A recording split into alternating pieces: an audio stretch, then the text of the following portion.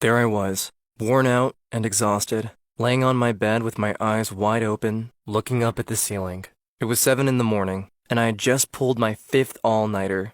Yet, all I could think about was that epic win last night. Ouch!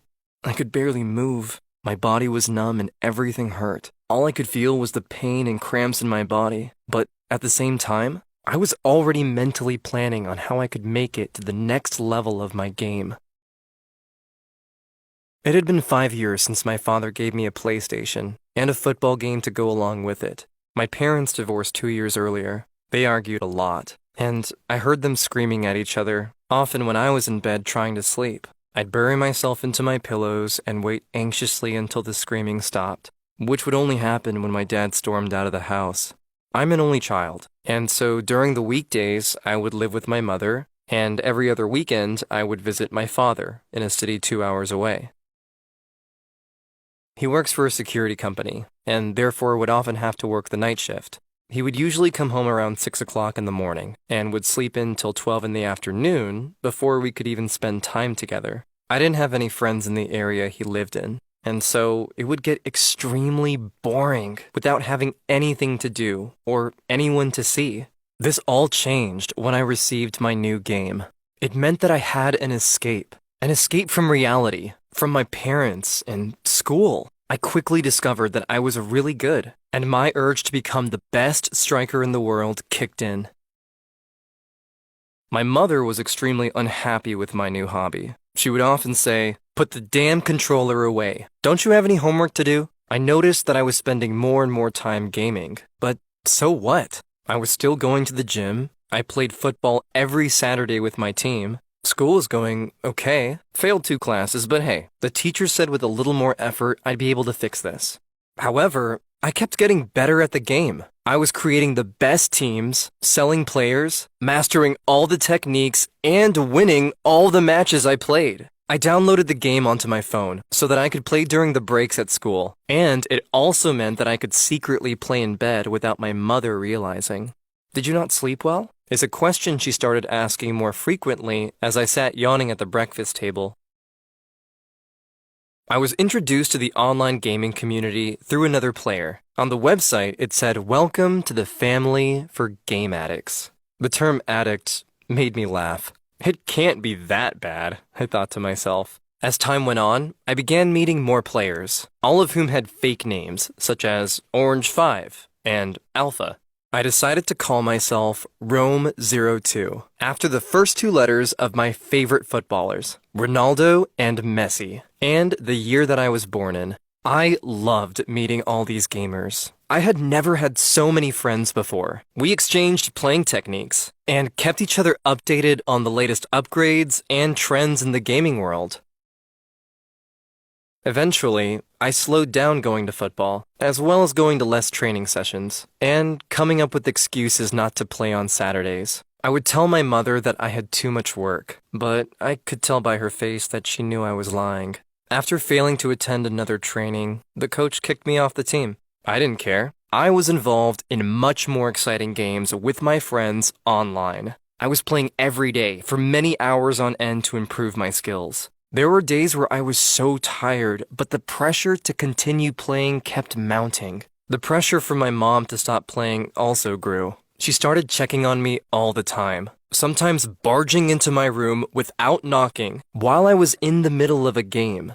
We started arguing more and more. One day, she got called into school as my teachers expressed their concern for my distracted behavior and disappointing results.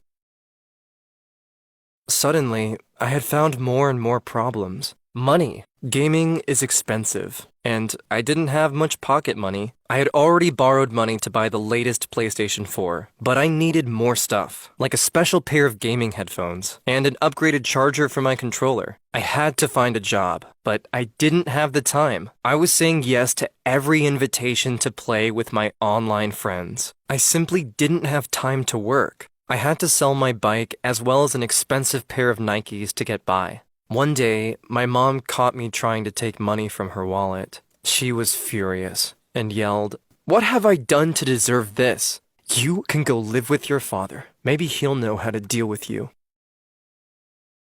So, On my 17th birthday, I moved in with my father in a city where I knew no one and didn't want to know anyone. My dad encouraged me to start a course for computer design. He said, "Why not invest all this time spent gaming into something that you enjoy and something that will actually get you a job in the future?" Initially, this worked really well. I enjoyed the course and was going out with my peers quite regularly. One of the boys asked me if I was interested in moving into a student house with all of them. I said yes immediately. Luckily, my dad was okay with it, and he helped me move into my new room, not knowing all that lay waiting ahead.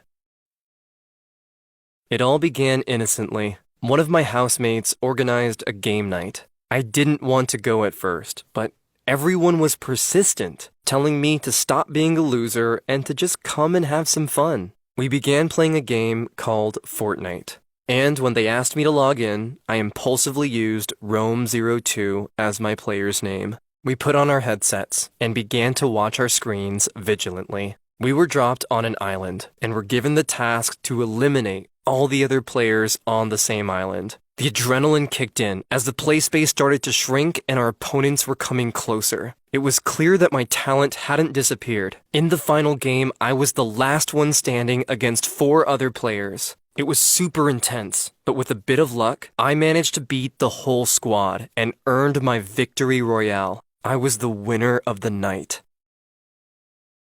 The next morning, I woke up with the worst headache ever. I walked over to the fridge to find something to eat, but there was absolutely nothing. Looks like I had to make do with tea and biscuits. Back in my room, I opened up my computer and logged in.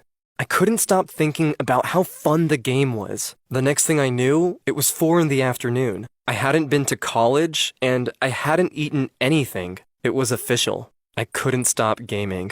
The days, weeks, months that followed consisted of constant gaming. At one point, I played 2 weeks non-stop. I ignored my headaches and the pain in my shoulders, hands, and fingers. I was consumed by this game. I didn't have time for anyone or anything.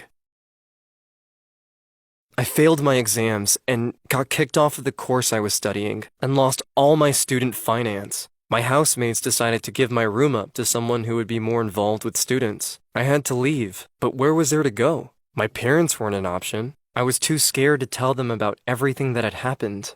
I didn't have enough money to find a new room, and as I'd ruined any real friendships I had no one to turn to anymore. It got to the point where I would spend all day gaming at an internet cafe, and at night, I would sleep on the streets. I wanted nothing more than to go back to the time where I was living with my mom and when I was clean. I wanted to play football again and go back to having a normal life. In all honesty, I just wanted to be a kid again. I was scrolling through the telephone numbers on my phone and came across the number of my old football coach, John. He had always been someone I could go to when my parents were fighting. He had been nice to me and listened when I was upset. I contemplated calling. Would he remember me? Would he forgive me? Would he even care to help?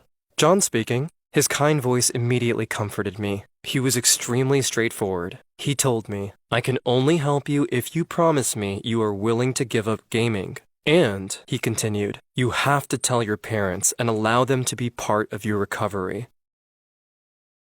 It's been 6 months now. I still visit a rehabilitation clinic once a week that helps people who struggle with addiction. Through the help I received here, I was able to overcome my addiction to gaming. The first month, they had arranged that I was still able to go to school during the day, but I had to sleep at the clinic at night. I was allowed 1 hour of supervised gaming, and as the days went on, this became less. I was also prescribed medication to try to help me fight the constant urge to game. At the start of my recovery, it was extremely difficult, and every day was a struggle. For the longest time, I had depended on gaming for my happiness. So when they took it away from me, I felt helpless, like a child whose favorite toy had been snatched away. It took months before I felt my depression start to go away, and my self-control begin to return.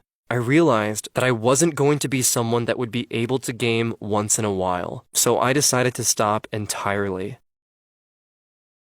I've moved back in with my mother, and have started playing football again with my old team. John lets me help him train the young kids at the football club. There are a lot of them that talk about gaming more than football. I hope I can help them so that they don't ever have to experience the same problems that I did.